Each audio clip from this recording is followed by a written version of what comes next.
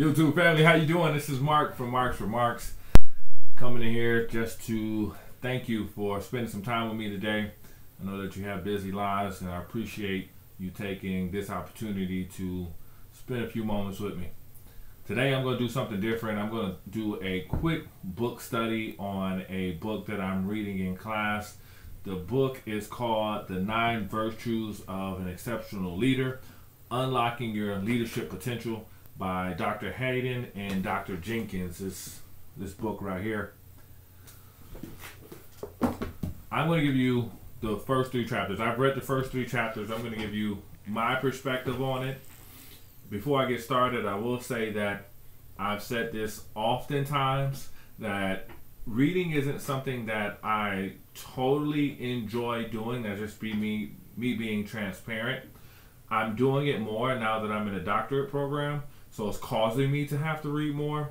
And the benefits of reading, I think, have been tremendous for me. It has assisted me in being able to articulate myself better in my oratory. It also has helped me deepen my cognitive abilities, meaning like I'm thinking about things a little bit deeper. And it also has assisted me with my writing. So although I am, and it's kind of difficult for me to say this as an educator, I'm not a fan of reading. I am a fan of reading. I think reading is important, but I am not an individual who has in the past read leisurely books in my life. But now, being that I'm in my doctorate studies, it is causing me to read more. So I'm thankful for that. So the book that I read is called The 9 Virtues of Exceptional Leader, Unlocking Your Leadership Potential. The first 3 chapters I'm going to go over very quickly. Essentially, the first chapter is titled Why Virtue? So in this video today, I'm going to try to do 2 things. I'm going to give you the first 3 chapters, and if we have enough time, I will do it in this video where I go over how I read and how I use my skill sets to then comprehend what I'm reading. It's one thing just to read, it's another thing to actually have comprehension in the thing that you're reading, being able to fully understand and grasp the concept. So the first chapter of this book is called Why Virtue? Essentially, what they are saying in this first chapter, and I'm just giving you the really quick, clean version of the book, but what they're saying for Why Virtue is that virtue is what causes a leader to have a good moral compass, and that if you are, when you have a good moral compass and you are a good person, essentially that will make you a better leader. So in the first chapter, when they introduce the term virtue, they're saying if you are a good person, you have a good moral compass, consequently that will make you a better leader. I agree with that, being that I am in leadership. I do agree that if you are a good person in leadership, one of my mentors told me this a long time ago. They said leadership is ordained by God. They felt that God puts people in leadership positions. And as a leader, anyone that's under me, I always tell them that you have to make sure that you are understanding that the role of a leader is to do right by the people that you serve. And as a leader, you are in a servant capacity for the people that are working essentially for you, because you have so much influence on their jobs and their family. So you really have to take leadership with a humble perspective. So again, that's the first chapter. The second chapter, they go on to talk about the concept of leadership, the concept of virtue, I mean. The authors attempt to make a stark comparison versus virtue from their perspective versus virtue from a religious perspective. And then they go on and make a comparison between virtue versus ethics. Now, in this chapter, they introduce what their term of ethics is. Their belief of ethics is simply a list of guidelines and a list of rules that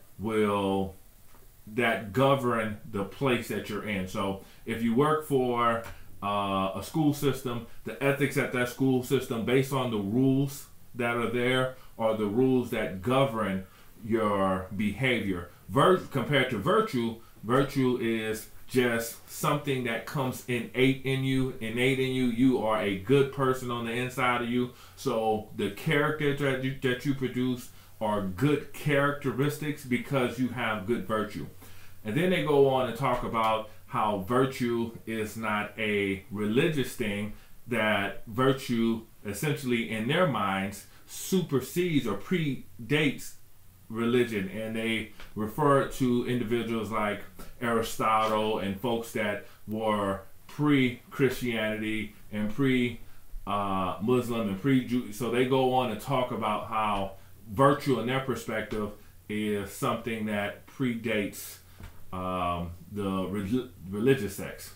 Now, it was interesting that they did that, but on the second page, they go and talk about religion. So I thought it was interesting that they attempted to make the comparison between virtue and what we might say in a Christian value or Muslim or whatever your faith may be, the virtues you find in that religious area versus the virtue that they are talking about, because they were saying essentially that anybody who wants to build these nine characteristics, they can actually build those characters if they work on it.